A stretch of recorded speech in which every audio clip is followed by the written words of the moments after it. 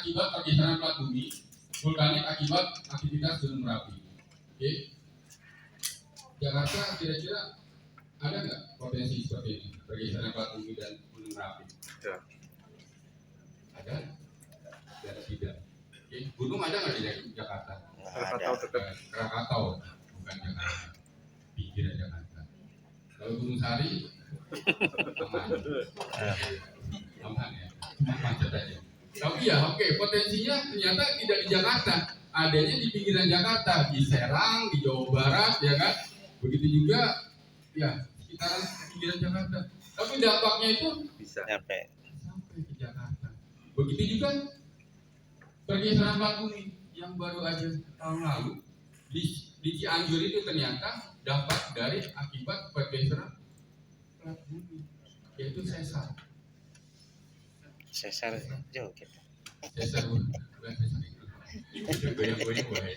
Sesar kalau bisa dibilang itu potensi dari sesar Lembang. Itu kejadian tahun lalu itu kalau nggak salah getaran itu sampai 5,6. Kedalamannya di darat, kejadian di darat, kedalamannya hanya sekitar 10 kiloan. Dan dampaknya sampai ke Jakarta lumayan sangat besar. Mungkin ada yang merasakan tahun lalu pada saat terjadinya gempa di Cianjur, Bapak Ibu sedang lagi apa? Sedang di rumah atau lagi di kantor atau sedang siap di kantor. Kira-kira apa yang dilakukan Bapak Ibu pada saat terjadi gempa? Duduk manis. Duduk manis. Iya. Aduh. Nggak kerasa soalnya. Berdoa, oke? Update status. Sering gempa. Status, ya kan? Nggak nanya itu anak istrinya atau suaminya di rumah gimana kondisinya di tempat yang lain. Itu juga kan kita harus coba mitigasi. Oke? Nah itu jenis getaran gempa bumi, horizontal dan vertikal. Ya, horizontal gerakan ke kiri dan ke kanan, vertikal gerakan ke atas ke bawah. Selama ini goncangan gempa di DKI Jakarta biasanya yang mana? Yang goyang dong. Vertikal. Goyang.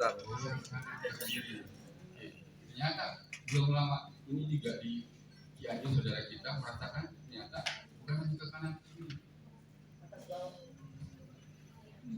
Karena banyak bangunan dan tanah longsor.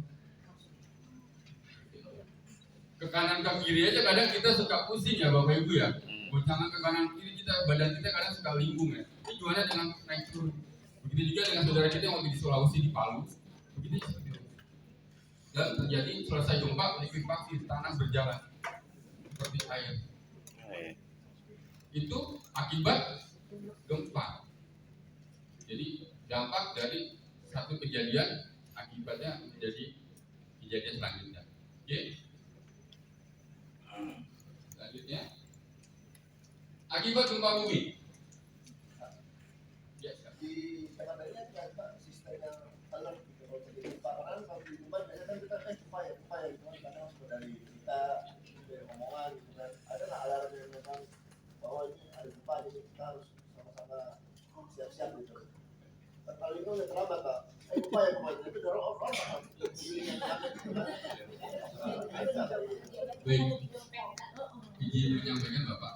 Artinya Indonesia ternyata belum punya alat seperti itu. Tuh proyek.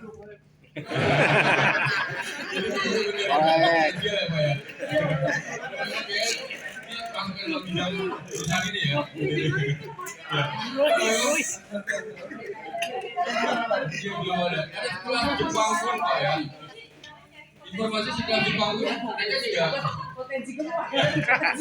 Jepang yang sering banget juga ini mungkin bisa berguru juga ke Jepang. Pikirnya Jepang sudah bisa belum menciptakan alat seperti itu. Ya, jadi yang kita dapat pun informasi belum ada. Jadi kalau memang ya, Boleh Pak. ya kalau bisa mungkin ini bisa jadi ada penghasil boleh Pak. boleh Oke, karena memang ternyata tadi kalau mungkin itu sedikit melenceng sedikit, kalau itu ternyata memang bisa jadi temuan, mungkin akan banyak yang membutuhkan tadi kan. Wah itu.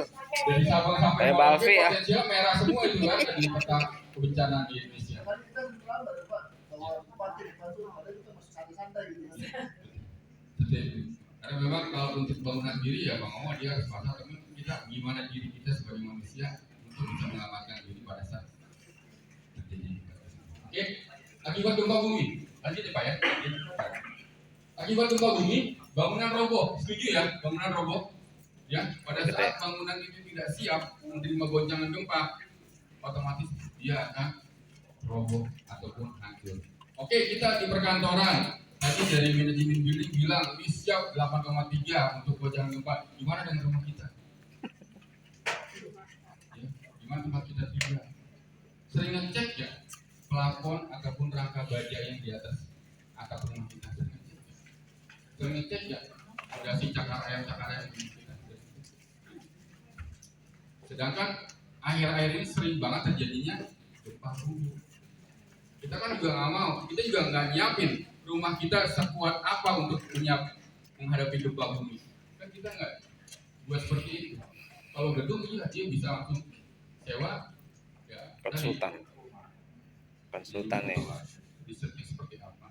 Tapi kalau rumah kita minimal kita coba ngecek pada itu. Setelah itu akibat gempa korban jiwa, ya sangat mungkin korban jiwa. Pada saat kita lagi ada gempa bumi, kita dalam rumah kita nggak siap. Mungkin nggak yang tadi Pak Mbak juga bilang di plafon Jatuh. bisa tiba-tiba jatuh, lampu jatuh, ya kan jam dinding jatuh. Kita di bawah mungkin nggak akhirnya membuat kita terluka, sangat mungkin. Oke. Nah itu kebakaran akibat konsleting, ya bisa mungkin terjadi. Mana tahu kita sedang lagi di rumah, lagi nyetrika ataupun lagi operatorin alat elektronik, tiba-tiba terjadi gempa, mungkin nggak kita langsung matiin alat tersebut. Yang ada kita panik langsung lari keluar. Yang kita ingat anak ataupun handphone, gua lari keluar dulu. Kita lupa kita lagi sedang menyalakan alat elektronik tersebut. Akibatnya konsleting jadi kebakaran. Tanah longsor akibat guncangan gempa, ya sangat mungkin sekali. Sama-sama sering kita lihat di media-media. Ya, yaitu banjir akibat rusaknya tanggul. Ya, mungkin di DKI Jakarta ada ya sebelah kita ini di daerah Tangsel pernah kita dengar sama-sama tanggul Situ Gintung jebol. Ya, pernah kita dengar ya? Pernah. Kita nggak tahu itu apakah rentetan kejadian sebelumnya akibat pergeseran atau akibat gempa bumi sehingga terjadi retakan itu tidak langsung ditanggulangi sehingga terjadi gempa lagi sehingga tiba-tiba air mendorong mendesak menjebol tanggul dan orang-orang yang di bawah tanggul terdampak akibat air deras dari tanggul. Oke, setelah itu permukaan tanah menjadi markat dan jalan menjadi putus. Ya, mungkin sekali. Dan gempa dasar laut yang menyebabkan tsunami 2004 kita sama-sama ingat, saudara kita di Aceh, ya, efek dari gempa baru datang tsunami, ya, dan itu di pagi hari, saudara-saudara kita lagi nggak siap dengan gempanya sendiri, mereka kaget tiba-tiba air laut datang ke daratan, ya. Oke, ini mungkin nanti ada beberapa tips yang kita akan sampaikan bagaimana sih teknik evakuasi itu begitu. Oke, lanjut.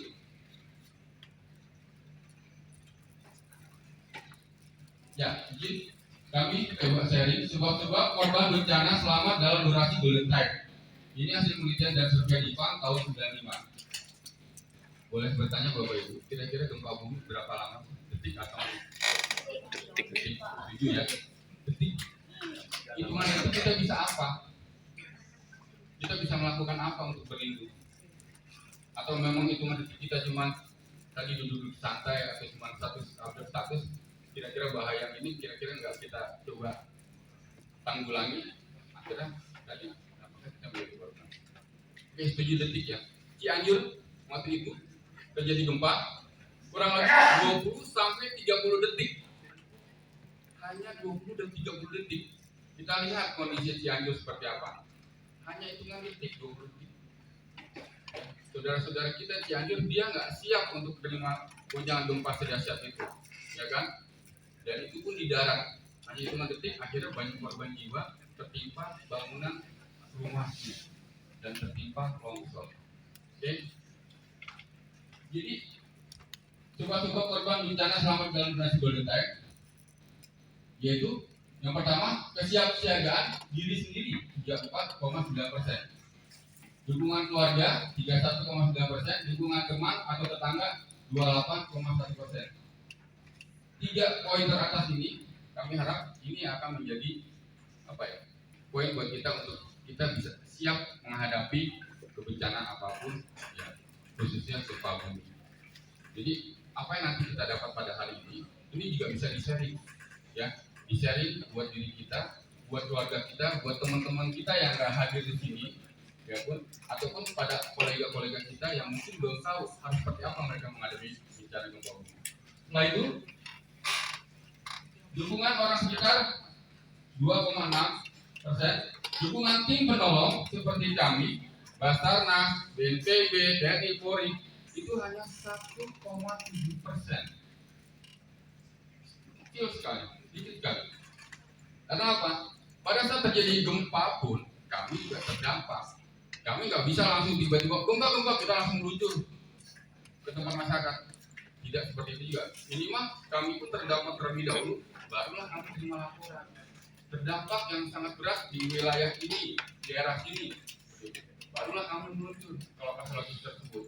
Dan pada saat perjalanan pun kami pun pasti akan ketemu kendala. Kita di tanah Kosong, jalan ya kan, putus, bangunan runtuh, longsor, pohon-pohon tumbang, itu pun menjadi kendala buat pada saat kami menuju ke tempat yang ingin dibantu tersebut.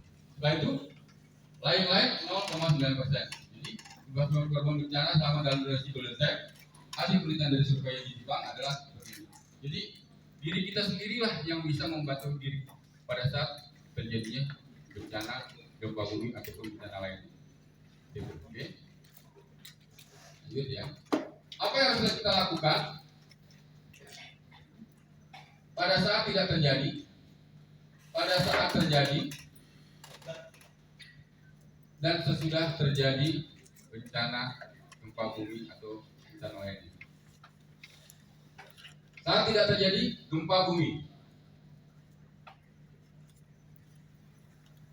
pastikan tersedianya perlengkapan darurat yang letaknya mudah dijangkau. Kalau di sini mungkin kita udah sama-sama tahu sudah tersedia juga, letaknya mudah dijangkau. Gimana dengan di rumah kita masing-masing? Apakah kita sudah siapkan ini, Bapak Ibu? Pada saat terjadi gempa, mungkin nggak terjadi mati lampu, mungkin nggak terjadi ada yang luka. Kita nggak siap peralatan P3K, kita tidak siap senter, kita tidak siap apa ataupun radio. Kira-kira akan nggak menjadi kendala akhirnya untuk kebutuhan kita tidak bisa siapkan seperti ini, akhirnya kita menjadi korban. Oke. Setelah itu pelajari gimana cara matikan gas, listrik, dan air. Tadi yang kami bilang juga. Jadi pada saat panik, kita ingat kita sedang melakukan apa. Ya mungkin juga ibu-ibu pada saat lagi sedang masak di rumah terjadi gempa bumi, apa yang dia lakukan? Yang udah pasti dia merasakan panik, dia pasti lari. Dia lupa itu kompor lagi nyala. Ya kan? Dia nggak refleks tuh matiin kompor, yang udah pasti kabur. Apalagi ada tetangga yang teriak, "Woi, bang, gempa!" Udah. Dia selamatin anak, langsung keluar rumah. Dia lupa itu. Terjadilah bencana susulan. Dan lupa juga dia mungkin lagi nyuci, lupa matiin keran, ya kan? Gempa selesai, ternyata balik ke rumah banjir, ya kan? Karena keran belum ditutup, gitu, ya kan? Begitu juga dengan gas, potensi sekali itu terjadi kebakaran. Jadi pastikan pada saat kita terjadi sesuatu hal, kita ingat sedang melakukan apa, kalau bisa dimatikan terlebih dahulu. Oke? Setelah itu, persiapan dan pelajari rencana evakuasi di tempat kita berada. Tadi sudah menanya, Pak, apa yang harus kita lakukan? Di mana? Kita harus kemana? Seperti itu ya. Oke, Bapak Ibu mungkin tiap hari ngantor ke sini, jadi tahu di mana tangga daruratnya. Di mana kira-kira Bapak Ibu tangga daruratnya? Ada yang ingat ya? belakang sudah. Dekat dapur. Cuma satu sebelah sana. sana. Oke. Sana ya. Pojok sana ya. Kayaknya sih. Oke, masuk lagi ke dalam ruangan lagi ya, seperti itu ya. Oh. Ya, baik. Ya. Jadi sepakat ya Bapak Ibu ya. Jadi kalau terjadi bencana, yang tadi manajemen building juga bilang, terjadi bencana tidak menggunakan lift, karena biasanya otomatis lift juga akan off, mati, langsung homing. Dan kita pun nggak akan bisa secepat itu langsung masuk lift, nggak akan bisa juga. Ya, alternatifnya apa? Kita melalui tangga darurat. Itu yang perlu nanti kita coba edukasi seperti apa. Ya, saya juga tadi sebelum masuk sini bersama tim, kami langsung lihat ya denah di mana kedaruratan harus kita lalui pada saat terjadi bencana. Kami sempat lihat tadi depan situ dekat lobby itu kalau nggak salah, ya dekat itu seperti ada peta menunjukkan posisi kita di sini kalau terjadi darurat fungsi tanah panah. Begitu juga kami minta kepada Bapak Ibu, iya pada saat meeting ke wilayah atau minimal pada saat ke mall, ya nggak sih? Pada saat belanja, kadang kita pada saat masuk ke mall, kita kadang nggak sampai kepikiran ke di mana tangga darurat. Pada saat masuk mall yang kita lihat adalah kok lagi diskon. Ya kan? Oh di sana makanan favorit kita tuh ya kan? Ya nggak? Masuklah kita ke dalam lift, ya kan? Ke dalam gedung mall, ya kan? Naiklah kita ke lantai 2 atau lantai 3 selanjutnya, ya kan? Mungkin nggak terjadi gempa di situ di dalam lift, di dalam mall, ya kan? Yang tadi mungkin dia pada saat masuk bisa naik lift, bisa naik eskalator, tiba-tiba gempa di dalam mall. Mati atau enggak itu lift sama eskalator? Pasti dimatiin. Terus kita mau lewat mana? Kadang kita akhirnya ikut-ikutan orang tuh banyak. Ke sana, ke sana, gitu kan? Malah ternyata buang waktu. Ya iya itu kalau memang yang kita ikutin benar. Ternyata kalau salah.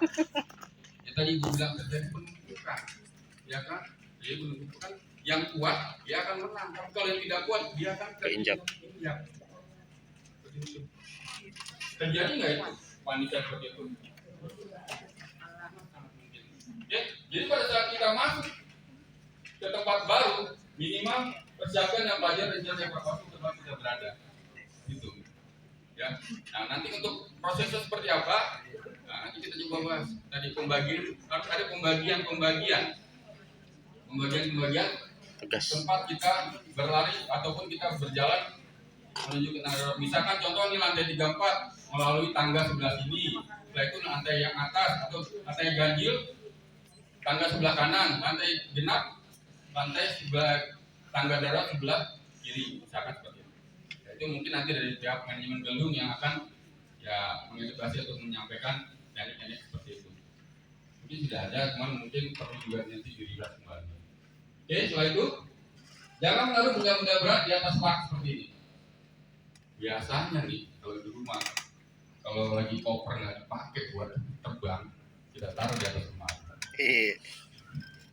Atau kita tidak traveling, koper yang biasa kita gunakan itu lagi tidak dipakai, taruh di atas lemari. Benar apa benar? Betul. Ya. Ada juga tadi mungkin di rumah saya, di kejadian rumah saya itu rice cooker udah nggak dipakai, padahal udah rusak. Saya mau dibuang, taruh di atas lemari. Potensial nggak itu membahayakan diri kita pada saat terjadi gempa bumi? Kita yang ada di bawah goyang-goyang gempa bumi atau vertikal atas bawah tiba-tiba. Nah, rice cooker terbang. Atau kadang toples buat lebaran taruh di atas lemari, karena dipakai setahun sekali. Bahaya. Ya.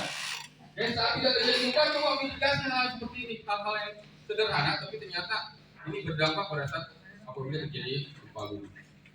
Oke, selanjutnya. Nah ini tadi penting untuk kita sama-sama mengetahui jalur evakuasi, ya minimal rambu-rambunya kita tahu, kita lihat, mudah dilihat, ya. Biasanya kalau untuk rambu-rambu ini terpasang, untuk api biasanya posisinya di bawah. Kalau untuk evakuasi yang biasa itu posisinya dia nampak sejajaran tinggi orang dewasa seperti itu. Setelah itu kita mengetahui tadi rambu assembly point ada di mana, ya tadi juga disampaikan assembly point ada di 2 lokasi ya. Satu lokasi di representatif ya. Cuman kalau untuk keluarnya melalui sisi utara dan selatan. Cuman untuk pengumpulan jadi satu sisi Pak. Gitu. Tolong itu diingat kembali, di-refresh kembali. Jadi mulai minimal pedulilah dengan hal seperti itu. Oke? Nah, ini yang sering kami juga sampaikan, edukasikan pada saat memang lagi bicara mengenai berita megatrust, dan kami akhirnya pun dari BPBD DKI menghimbau untuk kepada kita semua untuk menyiapkan tas siaga bencana. Apa sih tas siaga bencana itu? Adalah tas yang dipersiapkan oleh anggota keluarga untuk bersiaga apabila ancaman bencana atau kondisi darurat lainnya terjadi. Jadi misalkan ada tas yang mungkin lagi nggak dipakai di rumah, kalau bisa diisiin persiapan seperti ini, Bapak Ibu. Ya, ada berapa jumlah orang yang ada di rumah? Persiapkan satu orang satu minimal. Jadi pada saat terjadi bencana, ya kan kita nggak tahu, tiba-tiba bencana gempa bumi, kita lagi di rumah kita nggak kuat, rumah tiba-tiba ambruk. Biasa kita keluar rumah itu yang kita selamatkan adalah handphone, ya kan? Dan kita nggak mungkin langsung persiapan bawa makanan kecil, bawa minuman, ya kan? Itu nggak mungkin juga. Ya, sehingga pada saat kita keluar rumah, amit-amit gempa itu meruntuhkan bangunan rumah kita nggak prepare. Pada saat itu anak-anak yang mungkin nggak bisa tahan lapar dan minum dan haus, ya kan, tiba-tiba minta makanan dan minuman, sedangkan kita nggak siap. Kita mau belanja pun di minimarket atau di warung-warung terdekat, mereka pun terdampak. Udah pasti mungkin mereka tidak operasional untuk berjualan. Kebutuhan itu dari mana kita dapatkan kalau nggak kita siapkan sendiri? Dengan tas siaga bencana. Apa aja sih isi tas siaga bencana itu? Ya, contoh isi tas siaga bencana. Ada air minum, ada obat-obatan, ada senter, makanan instan, masker dan fluid. Begitu juga kira-kira surat-surat penting. Biasanya apa surat-surat penting? Sertifikat tanah, Sertifikat rumah, BPKB, akta kelahiran, Jasa. ya. Surat nikah perlu nggak? ntar bikin lagi deh.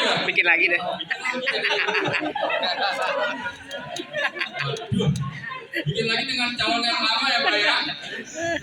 Dengan calon ilegal. Oke. Surat utang nggak perlu juga ya. Biar lupa. Ya. Jadi kalau bisa disiapkan dalam satu tas, ya kan? Siapkan dalam satu tas, ya. Ada air minum, obat-obatan, senter, makanan instan, masker, fluid, ijazah, atau surat-surat penting lainnya, selimut, baju, sama daftar kontak penting. Gitu. Jadi kalau bisa satu orang satu dipersiapkan di rumah ataupun di tempat kita berada pada saat mengalami terjadi kedaruratan. Jadi pada saat kita evakuasi, semua mengumpul di titik kumpul, ya kan? Udah pasti turun dari lantai 34 haus dong, lapar dong. Ya kan, emang ada tuh tiba-tiba yang orang jualan di bawah sekelas Starling pun nggak mungkin dia langsung datang di ngumpul di situ buat nyiapin minuman buat kita. Minimal kita sudah siap untuk bertahan untuk beberapa saat sambil nunggu bantuan datang. Oke, setuju ya? Jadi kalau bisa mulai sekarang kita juga aware, siapkan tas siaga bencana di tempat kita berada buat kebutuhan kita masing-masing.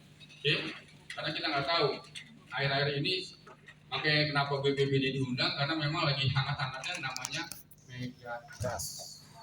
Tadi bilang, Bang Bay bilang, sering banget terjadinya, hampir tiap hari Bapak Ibu terjadi gempa di desa ini. Mungkin bisa di searching di websitenya BMKG, entah di mana, pokoknya Indonesia pasti terjadi gempa. Sehari itu bisa 2 atau 3 kali. Yang kami sering dapatkan informasi. Oke, selanjutnya. Saat terjadi gempa, nah ini saat terjadi gempa. Saat terjadi gempa, jangan panik dan bingung, tapi malah mungkin kondisinya sebaliknya. Kita pada saat terjadi gempa, kita yang nggak tahu kondisinya seperti apa, tiba-tiba kalau kita nggak tahu harus berbuat apa, kita mau milih panik dan bingung. Setuju ya? Pada saat terjadi, mungkin kita nggak tahu harus berbuat apa. Mungkin kalau dari kita sendiri ataupun di perkantoran ini sering banget terjadi, kita mendapatkan edukasi. Gimana dengan anak-anak di rumah, orang tua, ya kan? Bagaimana dengan saudara-saudara kita yang mungkin belum teredukasi, mereka harus berbuat seperti apa? Mereka pasti akan memilih panik dan malah seharusnya ini yang tidak kami harapkan. Jadi pada saat terjadi gempa, apa yang harus dilakukan? Ini Bapak Ibu. Pada saat terjadi gempa, maka lakukan drop, cover, and hold on. Berlindung. Ya, mungkin Bapak Ibu sudah pernah juga tahu informasi ini. Cuma sekali lagi, kalau nggak kita coba lakukan ini, kita juga nggak terapkan ini, ya, akhirnya kita malah lebih memilih Lari. Jadi pada saat terjadi gempa, tadi kan gempa hanya beberapa detik nih, ya kan? Kita lagi merasakan, lagi duduk, gempa, langsung lakukan jatuhkan diri ke lantai, masuk ke kolong meja, pegang kaki mejanya. Pegang kaki mejanya. Kenapa harus pegang kaki mejanya? Tidak bisa bergerak lagi tuh meja, nggak kemana-mana. Khawatir kalau nggak dipegang kaki mejanya, terjadi goncang ke kanan ke kiri, digoncang. Kita lagi berlindung di bawahnya, tiba-tiba pas ngeliat di atas tuh meja itu jalan sendiri. Sangat-sangat. Jadi hitungan detik, gempa, langsung masuk ke kolong meja. Tunggu sampai gempanya selesai. Oke? Dan ada beberapa teknik juga yang kami sampaikan mengenai berlindung. Nah, teknik berlindung. Oke? Gambaran bersama yang tadi ya dari ternyata mungkin sebenarnya dari karena modelnya adalah ini dari tim BPBD senior kami yang baru saja kemarin pensiun. Seperti itu. Oke, jadi apa yang dilakukan teknik berlindungnya pada saat terjadi gempa, lindungi kepala dan batang leher. Boleh kita praktekkan? Ya, karena tadi ibu juga bilang, saya juga nggak mau kita cuma teori di sini, kita juga harus praktek. Oke, saya minta tolong bantuan teman saya untuk bisa membantu mempraktekkan. Dan kita semua kalau bisa, Bapak Ibu izin boleh berdiri semuanya untuk kita mempraktekkan teknik berlindung terlebih dahulu. Oke, boleh sebentar waktunya untuk kita lakukan teknik berlindung terlebih dahulu. Oke. Ya, teknik berlindung tanpa alat terlebih dahulu. Dan ini dilakukan untuk melindungi bagian kepala kita terlebih dahulu. Boleh satu tangan dinaikkan ke atas, Bapak Ibu. Satu tangan naikkan ke atas, seperti ini. Oke. Setelah itu taruh di atas kepala, ya, melintasi wajah. Oh, wajah gitu ya. Ya, melintasi wajah seperti ini. Setelah itu, satu tangan lagi, pegang batang leher seperti ini. Oke, bisa ya? Oke, sekarang semua turunkan. Saya hitung 1, 2, 3. Saya hitung 1 sampai 3, Bapak Ibu lindungi kepala dan leher. 1, 2, 3. Oke, cepat sekali. Oke, terima kasih, turunkan semua, terima kasih. Duduk kembali.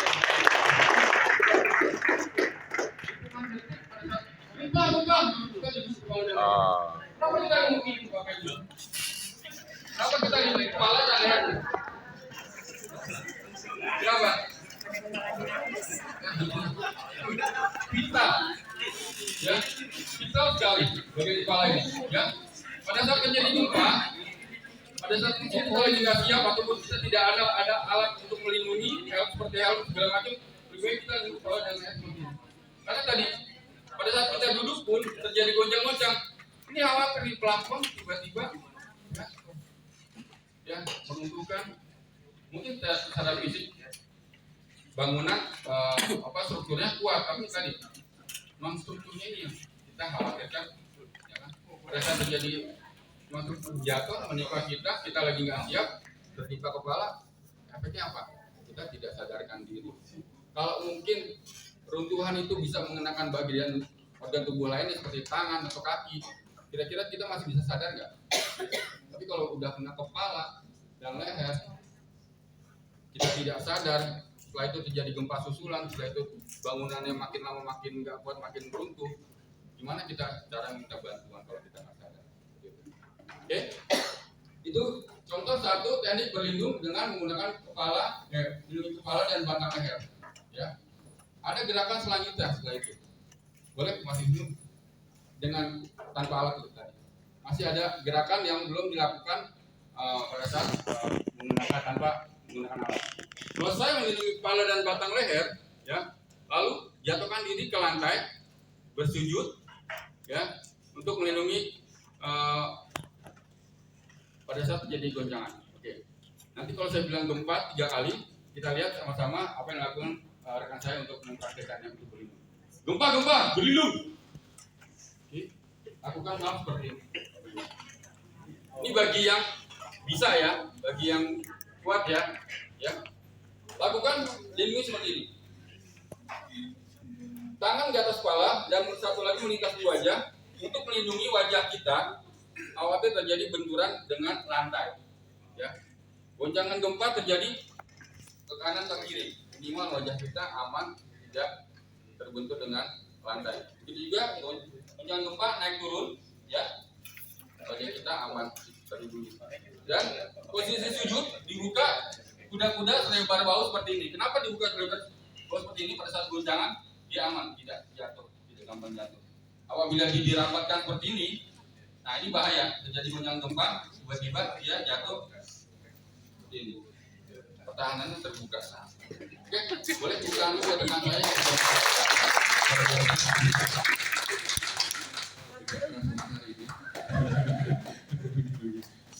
Ya minimal itu. Ini salah satu contoh teknik berlindung yang bisa kita lakukan hanya hitungan detik, Bapak Ibu. Ya, kalau ternyata di suatu ruangan kita tidak ada kursi atau meja, tapi kalau ternyata ada meja dan kursi, apa yang kita lakukan? Itu ternyata bisa juga untuk melakukan perlindungan. Ya, oke, bisa langsung kita praktekkan aja ya langsung ya, karena ini mengingat waktu. Kita bisa langsung praktekkan dengan meja dan kursi. Oke, kita sekaligus. Ini boleh.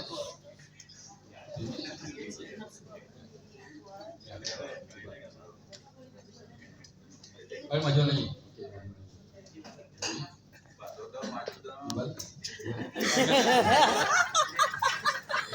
Ini saya praktekkan model yang saya bawa dulu, nanti kita coba praktekkan dalam ruangan ini sama-sama ya Bapak Ibu.